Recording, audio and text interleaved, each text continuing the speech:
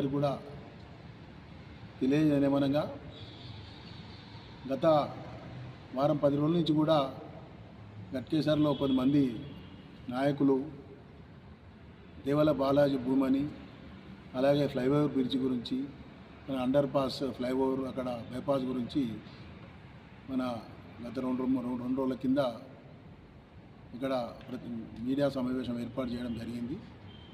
మాజీ నాయకులు కొద్దిమంది ముఖ్యంగా దేవల బాలాజీ సంబంధించిన భూముల విషయానికి వస్తే అది గత కొన్ని ఏళ్ల సంది కూడా దేవల బాలాజీ అనేది గట్కేసర్లో ఉన్న 200 పైచిలకు ఎకరాలు దేవల బాలాజీలో పడిపోయింది. మాది గట్కేసర్ గ్రామం వెంకటాపురం బాలాజీ టెంపుల్ కిందికి రావడం జరిగింది.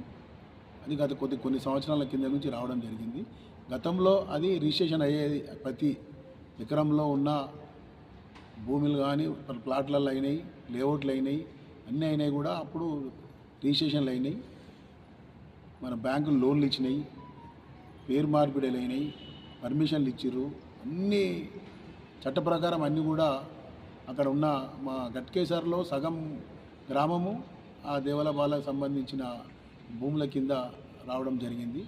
అన్నిటికి కూడా గతంలో పర్మిషన్లు కానీ, రోడ్లు కానీ, అక్కడ అంగన్వాడీలు కానీ, ప్రైమరీ హెల్త్ సెంటర్లు కానీ అన్నీ కూడా ఏర్పాటైంది. ఒక గ్రామమే ఏర్పాటైంది మా గట్కేసర్లో సగం గ్రామం.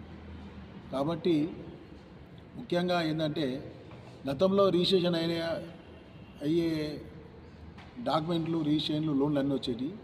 కాంగ్రెస్ ప్రభుత్వం గతంలో కాంగ్రెస్ ప్రభుత్వం వచ్చినప్పుడు అంజాల 2004 నుంచి 2013 మధ్యలో అప్పుడు కాంగ్రెస్ గవర్నమెంట్ ఉండే.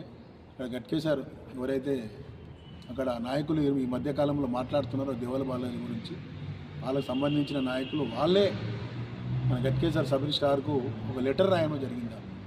ఎండోమెంట్ దేవల ఫెస్టివల్ ఎజెండా ఏంటి అని అంటే మన భారతదేశము వెన్నెముక రైతు.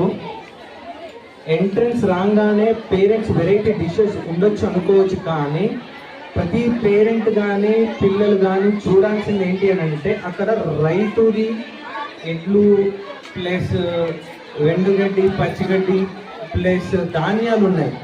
జొన్నలు, వరి, గోధుమ అవన్నీ అక్కడ సింబాలిక్గా పెట్టలేదు మనము. అవి ఉంటేనే ఇవన్నీ వెరైటీస్ మన టేబుల్ పైనకి వస్తాయి.